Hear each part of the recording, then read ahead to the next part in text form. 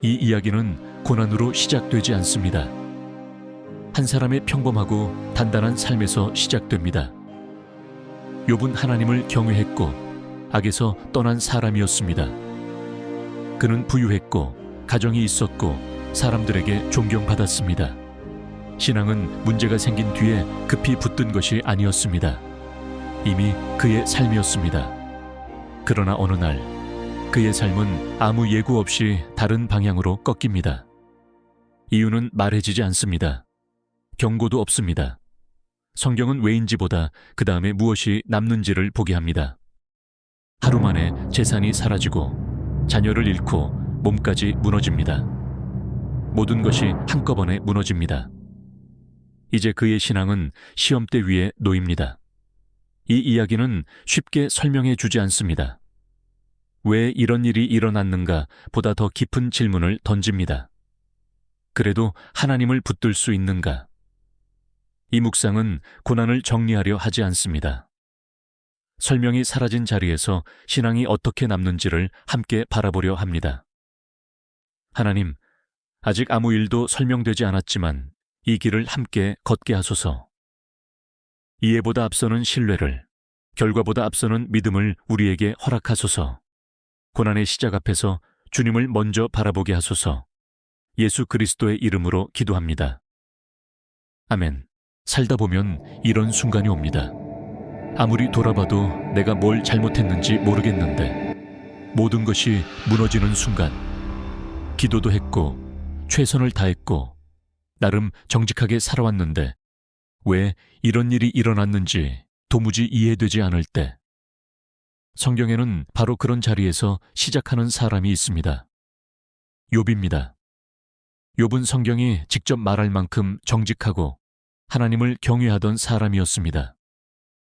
그런데 어느 날 갑자기 그의 삶이 무너집니다. 재산을 잃고 자녀를 잃고 결국 자신의 몸까지 상합니다. 성경은 이 고난의 이유를 욥에게 설명해 주지 않습니다. 욥도 모른 채 그 자리에 서 있게 됩니다. 많은 사람들은 욥기를 읽으며 이렇게 말합니다. 그래도 욥은 믿음을 지켰잖아요. 하지만 욥은 처음부터 담담하지 않았습니다. 그는 울부짖고 자신의 태어난 날을 저주하며 하나님께 묻습니다. 왜입니까? 이 질문은 믿음이 없는 질문이 아니라 믿음이 있기 때문에 나오는 질문이었습니다. 사실 욥의 이야기는 아주 멀리 있는 고대 이야기가 아닙니다. 우리가 살아가며 만나는 설명되지 않는 병, 갑작스러운 상실, 이해할 수 없는 실패의 순간, 그 자리에서 우리도 묻습니다. 하나님, 제가 무엇을 잘못했습니까? 욥은 그 질문을 숨기지 않았던 사람입니다. 욥기의 시작은 고난의 이유를 알려주지 않습니다. 대신 한 사람의 신앙이 이해가 없는 자리에서도 하나님을 향해 서 있는 모습을 보여줍니다. 믿음은 모든 것을 이해하는 능력이 아니라 이해되지 않는 상황 속에서도 하나님 앞을 떠나지 않는 선택일지도 모릅니다. 하나님, 우리는 종종 이유를 알고 싶어 합니다. 왜 이런 일이 일어났는지, 무엇을 잘못했는지 설명을 듣고 싶어 합니다. 그러나 오늘 욥 앞에서 우리는 설명 없이도 하나님 앞에 설 수 있는 믿음을 배웁니다. 대답이 없어도, 상황이 바뀌지 않아도 주님을 떠나지 않게 하소서. 이해보다 신뢰를, 답보다 주님을 붙드는 믿음을 우리에게 주소서. 침묵 속에서도 여전히 살아계신 하나님을 바라보게 하소서. 예수 그리스도의 이름으로 기도합니다. 아멘. 고난 속에 있을 때 가장 먼저 찾아오는 것은 사람입니다. 침묵이 이어지던 욥의 곁에도 친구들이 찾아옵니다. 처음 그들은 아무 말도 하지 않습니다. 그 침묵은 위로였습니다. 하지만 침묵이 끝나고 말이 시작되면서 고난은 다른 얼굴을 갖기 시작합니다. 욥의 친구들은 멀리서 찾아옵니다. 그들은 욥을 알아보지 못할 만큼 그의 모습이 변한 것을 보고 옷을 찢고 통곡합니다. 그리고 그들은 7일 동안 아무 말도 하지 않습니다.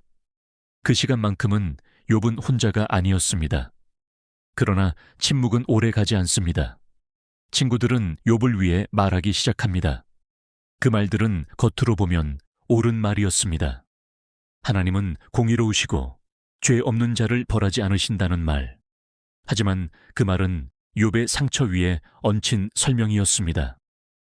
친구들의 말은 욥을 위로하기보다 욥을 가르치려 했습니다. 그들은 욥의 아픔보다 하나님의 질서를 설명하려 했습니다. 그 순간 욥은 고난의 이유뿐 아니라 자신의 자리마저 부정당하는 느낌을 받습니다. 사실 우리는 욥의 친구들과 멀지 않습니다. 누군가 아파할 때 우리는 빨리 의미를 찾으려 합니다.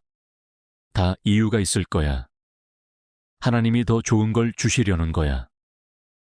그 말들이 상처 입은 마음에 어떻게 닿는지 깊이 생각하지 못한 채 말입니다. 욥기의 이 장면은 고난 속에 필요한 것이 항상 정답은 아니라는 것을 보여줍니다. 때로는 함께 앉아 주는 것, 아무 말 없이 곁에 머무는 것이 가장 깊은 위로가 됩니다. 하나님, 고난당하는 이들 앞에서 쉽게 말하려는 마음을 멈추게 하소서. 설명하려 하기보다 함께 아파할 수 있는 침묵을 허락하소서. 옳은 말보다 사랑이 먼저 나가게 하시고 판단보다 동행을 선택하게 하소서. 예수 그리스도의 이름으로 기도합니다. 아멘. 우리는 이렇게 배워왔습니다. 착하게 살면 복을 받고 잘못하면 벌을 받는다. 이 말은 틀린 말처럼 들리지 않습니다. 이 믿음은 우리에게 안전합니다. 왜냐하면 세상이 설명되기 때문입니다. 내가 잘 살면 일은 잘 풀릴 것 같기 때문입니다. 그런데 욥은 의로웠습니다. 그런데도 모든 것을 잃었습니다. 그 순간 질문은 욥에게서 우리에게로 넘어옵니다. 우리는 하나님을 이해하기 위해 공식을 만듭니다. 선하면 복, 악하면 벌. 하지만 그 공식 안에 고난은 들어갈 자리가 없습니다. 욥은 하나님을 떠나지 않습니다.